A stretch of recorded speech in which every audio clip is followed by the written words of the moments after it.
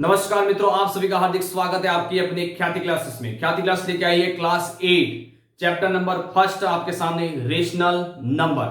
तो यहां पे सबसे पहले अपन बात करेंगे बेसिक लेवल की।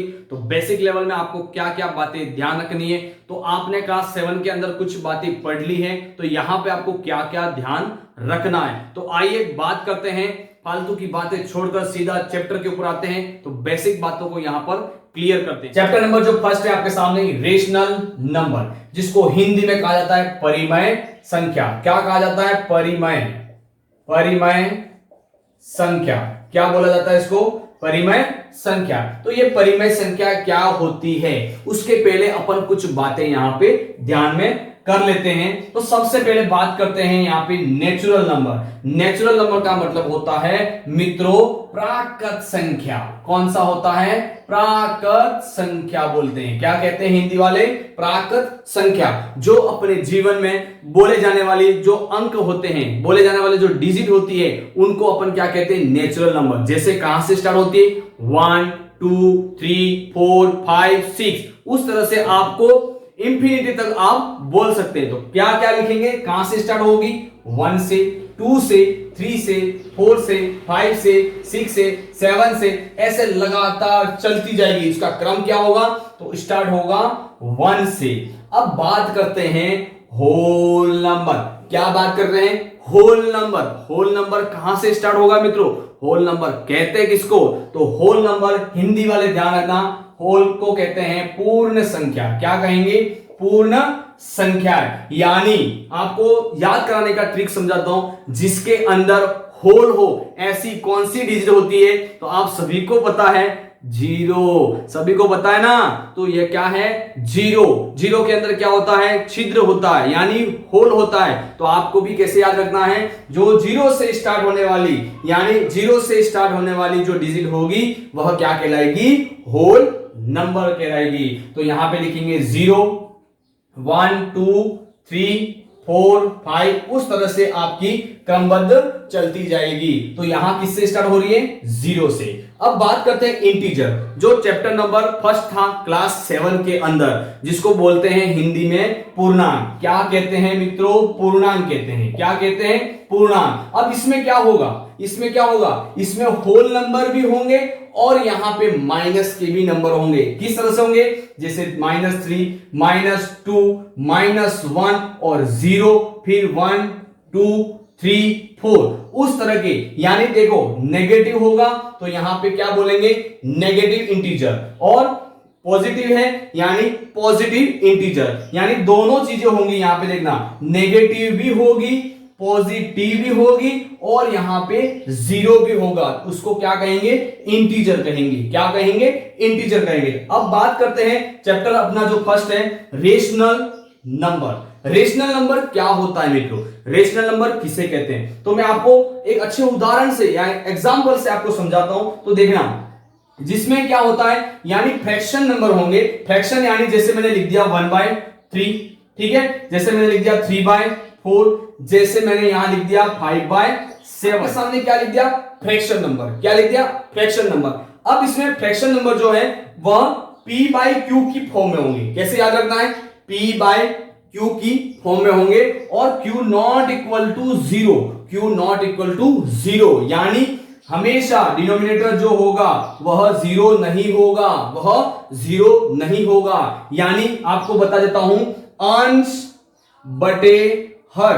हिंदी में याद रखना अंश बटे हर, और इंग्लिश वाले याद रखेंगे न्यूमरेटर अपॉन डिनोमिनेटर। समझ में आएगी बात? यानी न्यूमरेटर तो कुछ भी होगा, न्यूमरेटर तो कुछ भी हो सकता है, माइनस का भी हो सकता है, प्लस का भी हो सकता है, कुछ भी हो सकता है। कोई भी यहां पे इंटीजर नंबर आपके हो सकते हैं, मगर डी जो होगा वह 0 नहीं होगा। वहां पे आपका 1 होना चाहिए, 2 होना चाहिए, 3 होना चाहिए, 4 होना चाहिए। इस तरह के आपके क्यू की फॉर्म कौन सी होनी चाहिए? जिसमें 0 नहीं काम का, यानी q नॉट इक्वल टू 0। तो याद किस तरह से रखना है? देखो, rational number is the quotient of two integer provided the denominator is a non-zero integer, यानी नॉन जीरो इंटीजर। तो आपको सीधा सिंपल भाषा में याद रखना है p/q, q not equal to zero. याद हो गया ना आपको? किस तरह से याद करना है? P by Q, Q not equal to zero. तो आपको कोई पूछ ले कि यहां पे रेशनल नंबर क्या है, तो रेशनल नंबर होता है सर कि P by Q, Q not equal to zero. Q हमेशा क्या होगा? 1 होगा, 2 होगा, 3 4 होगा, 5 होगा, 6 होगा, 7 होगा। उस तरह का आपकी कंडीशन Q की फॉर्म होनी चाहिए, यानी Q आपका यहां पे जीरो नहीं होगा। तो यहां पे आपको चारों बातें समझ में आ गई। नेचुरल नंबर 1 से स्टार्ट होता है, होल नंबर 0 से स्टार्ट होता है, और इंटीजर में प्लस माइनस और जीरो तीनों बातें आ जाती है। और यहां पे रेशनल नंबर क्या होगा? P बाई क्यू की फॉर्म में होगा, मगर Q नॉट इक्वल टू क्या होगा? जीरो होगा, यानी जीरो नहीं होना चाहिए। ठीक है, तो ये बातें मैंने आपको समझा दी। अब अपन आगे बात करेंगे प्रॉपर्टी। तो आइए देखते हैं property. First property closure property. तो मित्रों बात करते हैं आपके सामने क्लोजर प्रॉपर्टी। क्लोजर प्रॉपर्टी के अंदर मैंने आपके सामने लिखा एडिशन, सब्ट्रैक्शन, मल्टीप्लिकेशन, डिवीजन। अब यहां पे क्या करना है सर? ये प्रॉपर्टी क्या है? हमें समझ में आ ही नहीं रहा है। हमने कहां कहां पढ़ लिया मगर हमें समझ में नहीं आ रहा। तो मैं आपको यहां पे बताऊंगा क्लोजर प्रॉपर्टी के अंदर ऐसा क्या होता है। तो इसमें ऐसा होता है, दो रेशनल नंबर लेने हैं और उनको एडिशन करना है, सब्ट्रैक्शन करना है, मल्टीप्लिकेशन करना है और डिवीजन करना है। क्या दोनों को करने के बाद तीसरा रेशनल नंबर प्राप्त होता है? एडिशन में होता है या सब्ट्रैक्शन में होता है या मल्टीप्लिकेशन में होता है या डिवीजन में होता है? वो चारों बातें यहां पर अपन देखेंगे मित्रों। तो सबसे पहले बात करते हैं, यानी एडिशन के अंदर देखते हैं जोड़ने पर। किसमें? जोड़ने पर अपन क्लोजर प्रॉपर्टी चेक करनी है, क्या क्लोजर प्रॉपर्टी एडिशन के अंदर काम कर रही है या नहीं कर रही है। यानी दो अपन यहां पे रेशनल नंबर लेंगे। तो फर्स्ट मैंने रेशनल नंबर लिया 1/2, फिर उसमें एडिशन की बात कर रहा तो मैंने एडिशन कर दी। तो यहां पे फिर दूसरा रेशनल नंबर लिया 3/2। ये मैंने क्या लिए? दो रेशनल नंबर लिए। अब इन दोनों को जोड़ने के बाद जो तीसरा रेशनल नंबर प्राप्त होता है या नहीं होता है, तो क्लोजर प्रॉपर्टी के अंदर एडिशन क्या काम कर रही है या नहीं कर रही, वह अपन चेक करते हैं। तो देखना 2 का 2 से यहां पे क्या हो जाएगा? सीधा अपना एलसीएम निकालेंगे, 2 आ जाएगा। 1 + 3 यानी कितना हो गया? 4/2। तो ये कट जाएगा तो आपके सामने कितना आया? यहां पे आ जाएगा 2/1। ठीक है, या 4/2 या 2/1 आ जाएगा। क्या आ जाएगा? 2/1। यानी यहां पे Q not equal to zero है, Q not equal to zero है, यानी ये कौन सा नंबर हो गया? रेशनल नंबर हो गया। कौन सा नंबर हो गया?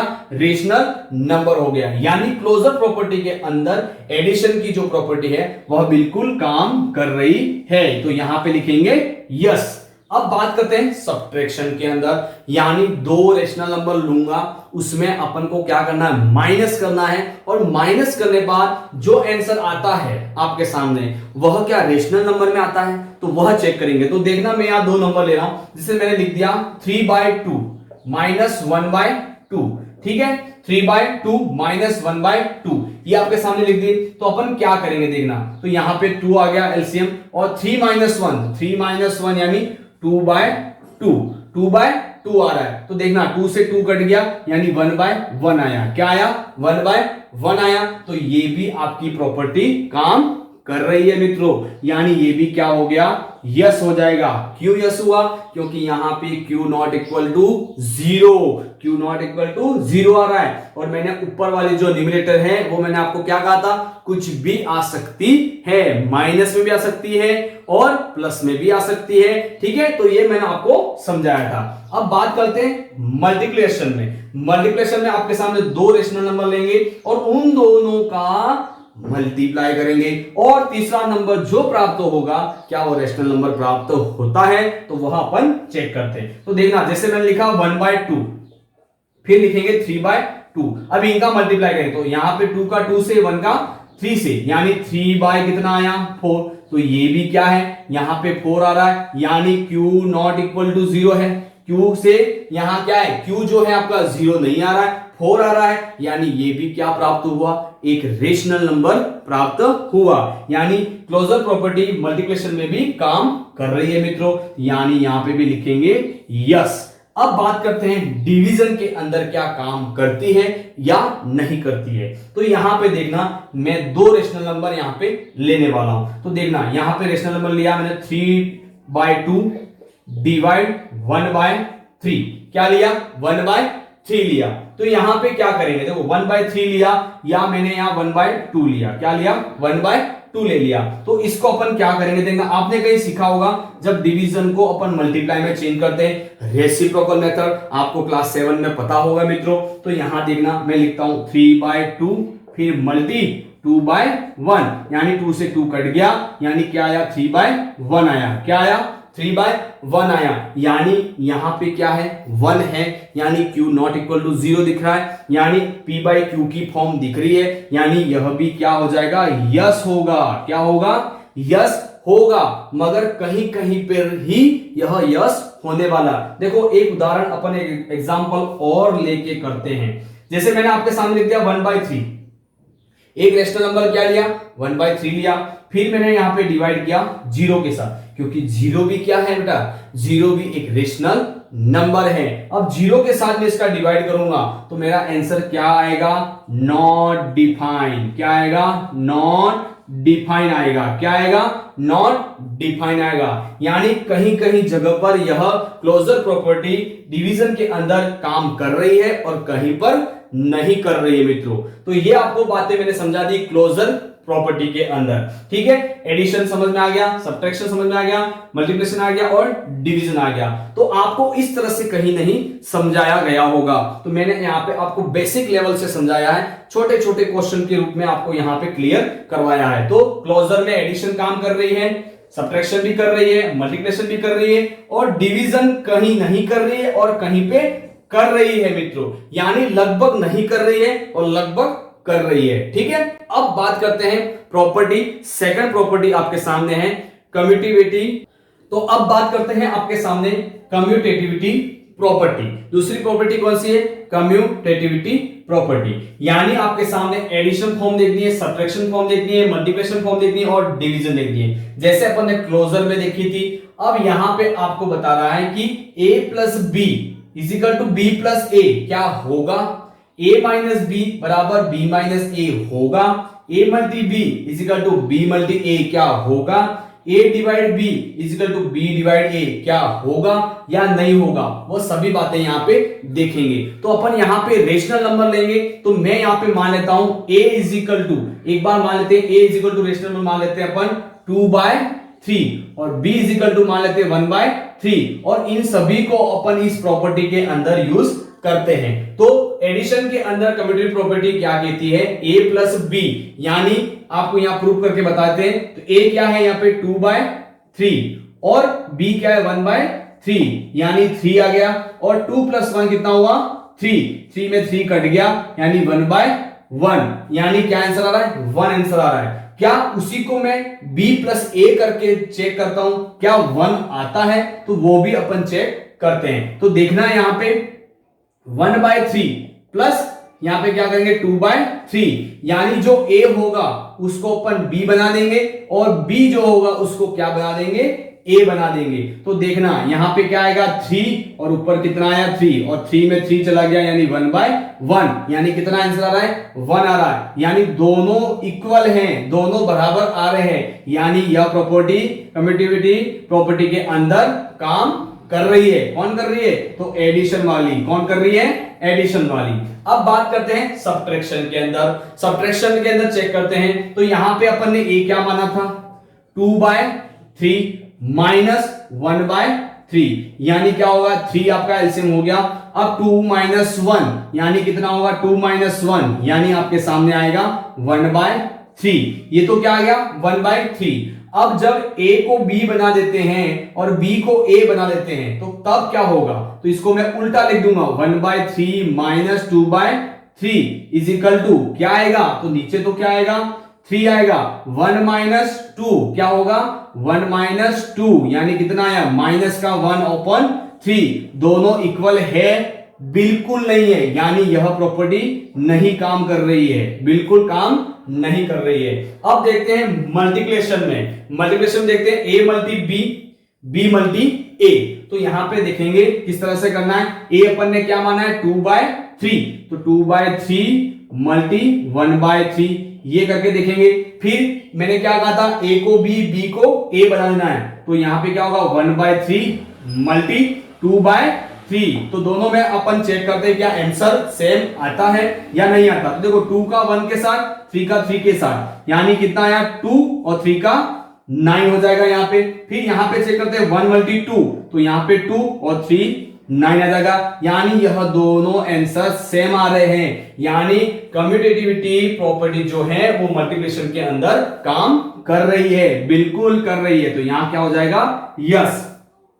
अब कम्यूटेटिविटी प्रॉपर्टी जो है वो डिवीजन के अंदर क्या काम करती है या नहीं करती, तो वह अपन चेक करते हैं। तो देखना आपके सामने मैं लिखता हूं यहां पे 2/3 डिवाइड 1/3 काम कर रहा है या नहीं कर रहा। तो डिवाइड को अपन किस में चेंज करते हैं, मल्टीप्लाई के अंदर चेंज करते हैं। तो 2/3 मल्टी, यानी 3 ऊपर चला जाएगा 1 नीचे आ जाएगा, तो 3/1, 3 से 3 कट गया, 1 की टेबल में 2 बार, यानी कितना आंसर आ रहा है 2 आ रहा है। क्या आ रहा है 2 आ रहा है। ये तो किसमें चेक किया, A डिवाइड B में चेक किया। फिर B डिवाइड A में चेक करते हैं, तो 1/3 डिवाइड 2/3, यानी इसको क्या लिखेंगे देखना, यहां पे इसको अपन लिखेंगे 1/3 मल्टी और 3/2 लिखेंगे। क्या लिखेंगे 3/2 लिखेंगे। क्या लिखेंगे 3/2 लिखेंगे, या 3 से 3 कट गया, यानी आपके सामने आंसर क्या आया 1/2। क्या आया 1/2। यहां पे 2 आ रहा है और यहां पे क्या आ रहा है 1/2 आ रहा है मित्रों, यानी यह प्रॉपर्टी भी काम नहीं कर रही है। किसमें नहीं कर रही है, यानी कम्यूटेटिविटी प्रॉपर्टी के अंदर डिवीजन की जो प्रॉपर्टी काम नहीं कर रही है और सब्ट्रैक्शन नहीं कर रही है। यानी 2 कर रही है, ये वाली कर रही है और ये वाली भी कर रही है। ये दोनों काम कर रही है इसके अंदर और 2 इसमें काम नहीं कर रही है। यानी आपको मैंने क्या क्या समझाया यहाँ पे, क्लोजर प्रॉपर्टी और कम्यूटेटिविटी प्रॉपर्टी, 2 प्रॉपर्टी आपके सामने समझाई है।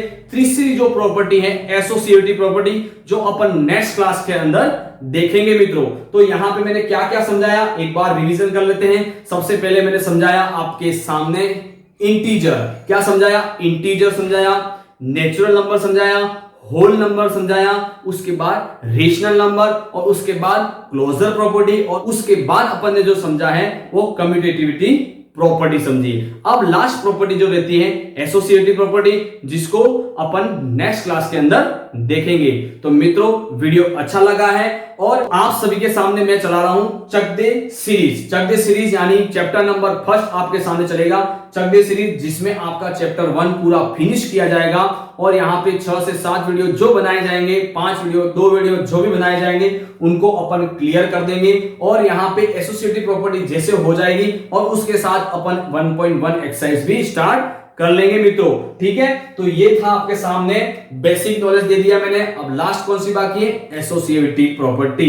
ओके, तो जल्दी से चैनल को सब्सक्राइब कर दीजिए और ज्यादा से ज्यादा शेयर कर दीजिए, और अच्छा लगा है तो लाइक करना नहीं भूले मित्रों। जय हिंद, जय भारत।